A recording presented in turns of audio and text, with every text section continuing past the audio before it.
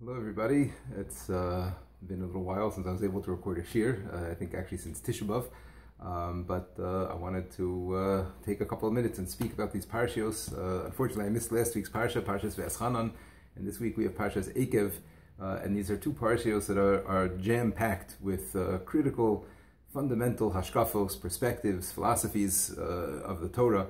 I really just wanted to pull out a couple of psukim from the two parashios and just put it together just to make sure that we're not letting these parashios go by without missing these critical lessons. In Parshas Ve'eschanan we have the pasuk of Shema, Shema Yisrael, Hashem Elokeinu, Hashem Echad.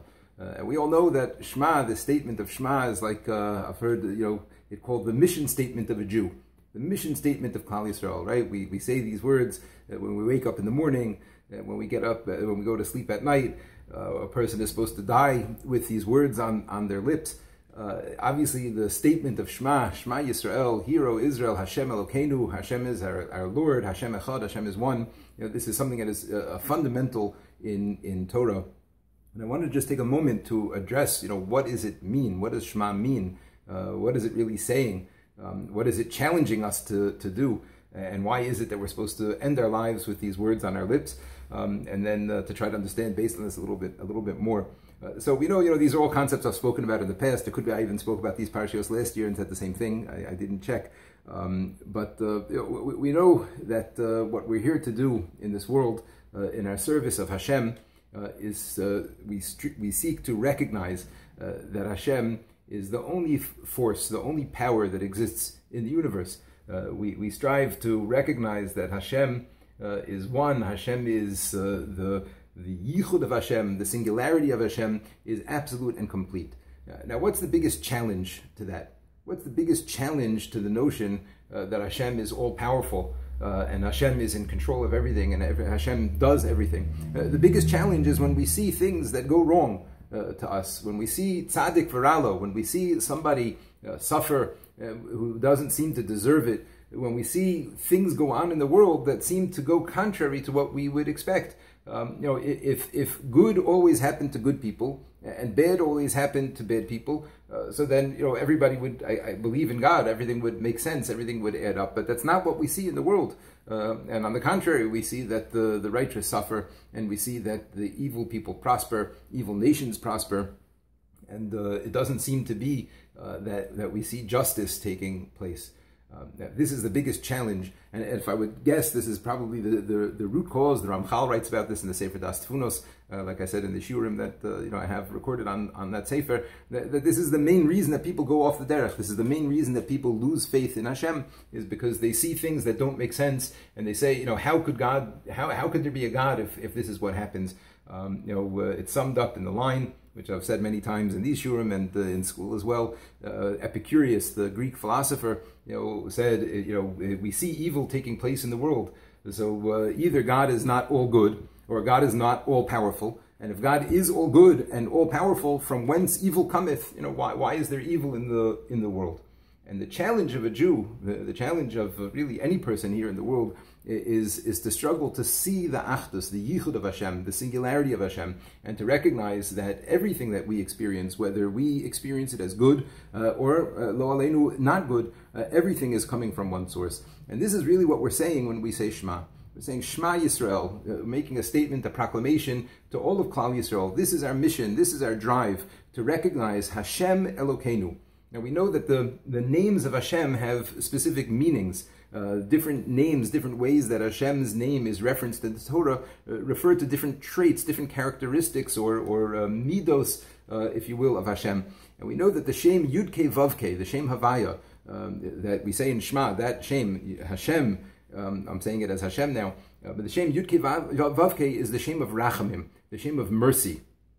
And the Shem Elokim, the name when we say the Shem of Elokeinu or Elokim, that's the name of judgment, the name of din. We know that in the Torah the word Elohim is used as judges. It means the judge. The pasuk says you'll bring the mishpat lefnei ha'elohim when it's referring to judges, because it could also mean a judge here in this world. And that denotes this idea of Hashem's midah of judgment, of din, of gvura, of harshness or punishment, however you want to picture this midah. But these are the two opposing midos of Hashem, Hashem and Elokeinu. The midah of Hashem, the midah of Rachamim, the midah of mercy and kindness and goodness, and then the midah of Din, the midah of Gvura, that midah that is the one that brings out any difficulties that we see in this world. So we're saying the statement, Hashem Elokeinu.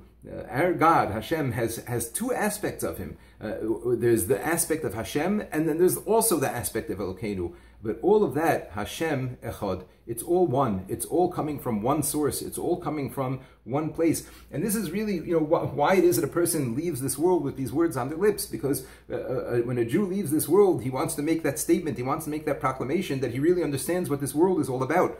And that this world of good and evil, of things that we see that seem good to us and things that are difficult to us, it's all one. It's all coming from one source. It's all coming from Hashem. And even if a person is to give up their life al kiddush Hashem, even if a person were to lose their life in the service of Hashem, which we're going to talk about in a moment as the Shema continues, so a person is making that statement. Even that Elokeinu, even that difficulty of leaving this world, that's also Hashem Echad. It's also only coming from one source, and that source is really all Rachamim. It's all Yud Kei Vav Kei. It's all Hashem, and it's all one. Now, the statement of Shema in the Psukim, continues, which we say in the Shema every day, V'ahavta es Hashem Elokecha. Right? It continues to saying, after we make this statement, after we make this proclamation, what follows from this is we have to love Hashem. Now we have to understand what this means. V'ahavta es Hashem Elokecha. And now the Torah gives us three ways in which we're supposed to love Hashem. B'chol levavcha, with all your heart. B'chol nafshecha, with all your soul. V'chol me'udecha, and with all your means. So I want to just address what this means, with understanding what it is that we're saying with Shema and why that leads into loving Hashem. B'chol levavcha, v'chol nafshecha, v'chol me'udecha. B'chol levavcha, we know whenever the Torah writes leiv with two bases, with the levav, it means with the Yetzer Tov and the Yetzer Hara. Chazal darshan that over here, and in many places in the Torah where the word levavcha is used, it means that a person has to serve, it's referring to the person's Yetzer Hara together with Yetzer Tov. We're going to see this in another reference in a minute. So what does that mean? It means that a person has to appreciate and realize that I too am a mixture of good and evil. I too am a mixture of a Yetzer Tov and a Yetzer Hara. And it's also only coming from one source. Ravali points this out earlier in the Parsha in Veschanan. The Pasuk says, V'yadata hayom v'hashevosa el levavecha. Again, using that same terminology. And with Hashem Elokim b'shamayim mamal v'al aretz bitachas ein od. You have to know with your heart, b'levavecha, today, that Hashem is only one. In heavens and earth, it's all one. There's no other. So again, Ravali, Rosh David Ravali points out over there, it says, b'chol levavecha, there also, v'yadata hayom, know today, b'chol levavecha, but with your heart, b'levavecha, with your heart, your Yetzer Hara and your Yetzer Tov. And Ravali says, it's so beautiful, it's a mashal to understand, just like we understand that we have a Yetzer Hara and a Yetzer Tov, and it's all in one source, it's all from one place. So that also, for us to understand and appreciate that Hashem is also, even though it seems to us there's good and bad, it's also coming from one place. And he says that's also the idea with the word hayom, v'yadata hayom. Just like a day has a night and and light, there's darkness and light within every single day, there's a mixture, and that together is referred to as hayom. So that's what he means, v'yadata hayom. So that's v'ahavta Hashem Elokecha b'chol levavcha, with all of your heart. I see I'm going to have to stop because there's someone coming in now. Hopefully I have a chance to continue to understand what this means. B'chol nafshecha, with all of your soul. V'chol me'odecha. Chazal tell us b'chol me'odecha, b'chol mida u'mida shu moded bo. B'chol me'odecha means in every which way that Hashem treats me, in every which way that Hashem deals with me, whether it's with Hashem, with Rachamim, or whether it's with Elokim, it's with Din. B'chol me'odecha, I'm going to love Him. I'm going to cling to Hashem and attach myself to Hashem, no matter what I experience, whether I experience good or if I experience things that I see as not good.